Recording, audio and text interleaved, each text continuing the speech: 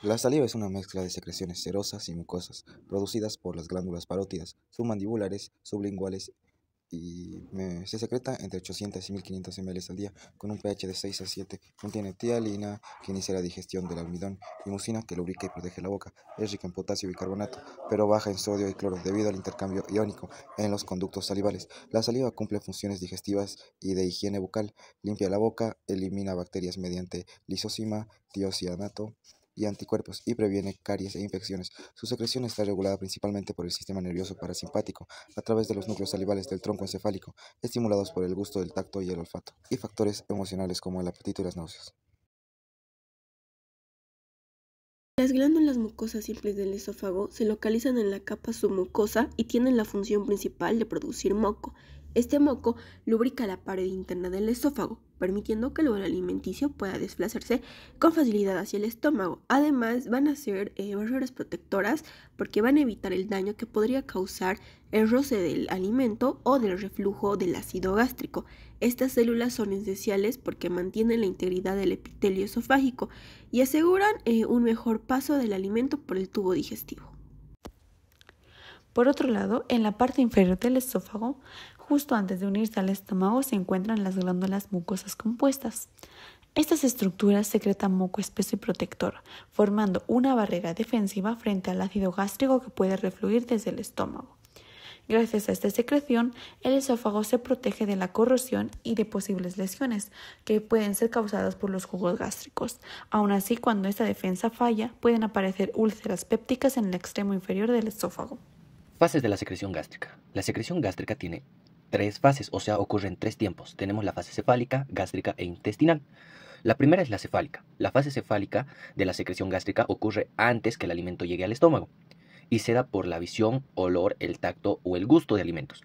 Estas señales van a los centros superiores del apetito, o sea, van al sistema nervioso central, y de ahí se transmite a los nervios vagos, liberando acetilcolina y estimulando las células oxínticas para que secreten ácido clorhídrico. Ojo, esta fase se da sin el alimento en el estómago, por eso se llama fase cefálica.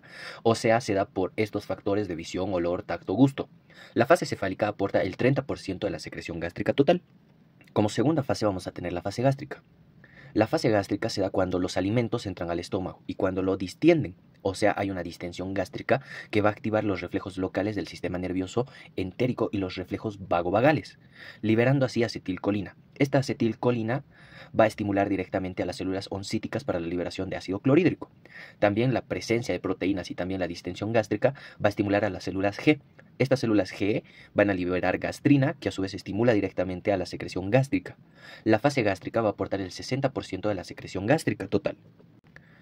Por último, tenemos la fase intestinal, que se da en la presencia de alimentos proteicos mal digeridos en el duodeno, por el quimo duodenal. Esta estimulación va a dar a las células G duodenales, liberando así gastrina y estimulando la secreción de ácido clorhídrico por las células oncíticas. Pero la fase intestinal representa solo el 10% de la secreción gástrica. Componentes y funciones del jugo gástrico. El jugo gástrico es una mezcla de secreciones de varias células. Tenemos a la célula parietal, que van a secretar HCI y factores intrínsecos, esenciales para la absorción de la vitamina B12. También tenemos a las células principales, que producen pepsinógeno, que se convierten en pepsina en medio ácido y digiere proteínas. Las células mucosas van a secretar moco y bicarbonato, que protegen mucosas del ácido gástrico. El HCI mantiene un pH de 1 a 3, facilitando la digestión y destruyendo microorganismos. La regulación depende de la interacción entre la acetilcolina gástrica y la histamina, que estimulan sinérgicamente la producción. Vamos a hablar sobre la secreción pancreática. El páncreas exocrino va a producir lo que son el jugo pancreático, que este jugo va a ser esencial para la digestión. Este jugo va a contener lo que son enzimas digestivas y el bicarbonato de sodio. Las enzimas pancreáticas van a estar elaboradas por lo que son las células acinares. Entre las principales tenemos a la tripsina, a la quimiotripsina y al carboxipeptidasa, que estas van a digerir proteínas. También tenemos a la amilasa pancreática, que esta va a degradar los carbohidratos, y la lipasa y la fosfolipasa y el colesterol esterasa, que estos van a actuar sobre las grasas. Estas enzimas se secretan en forma inactiva, y esto es para evitar la autodigestión del páncreas, y se activan en lo que es el intestino delgado.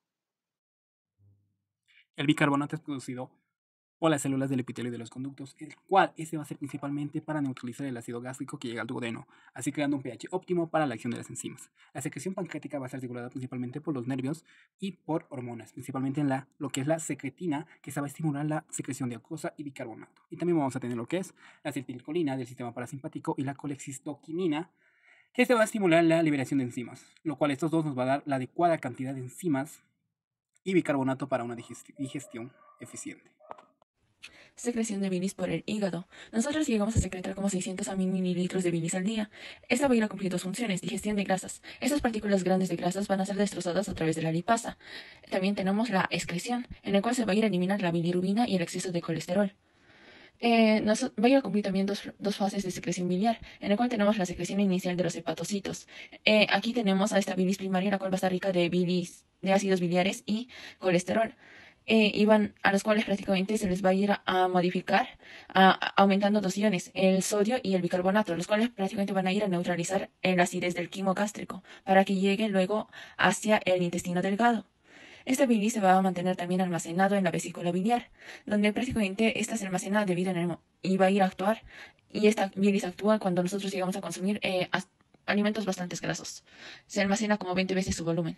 Hablando de sus funciones de las sales biliares, vamos a ver que estas van a ser componentes fundamentales y muy importantes para la digestión de grasas. Mayormente estas se van a originar en los hepatocitos, ya que estos hepatocitos van a ser las células del hígado, donde estos se van a sintetizar aproximadamente como 6 gramos por día a partir de colesterol, ya que este colesterol lo que va a hacer es transformar en ácido cólico y ketonoxisocólico, lo cual estos dos se van a combinar con glicina y taurina, donde al combinarse pues van a dar lugar a los ácidos biliares conjugados. Ahora, en cuanto a sus funciones, podemos destacar primero una emulsificación de grasas. Mayormente las sales biliares van a actuar como detergentes naturales, ya que estas van a reducir la tensión superficial de las partículas de grasa. Y pues estas van a fragmentar en gotas muy pequeñitas y pues a este proceso se le va a llamar como enzimas pancreáticas.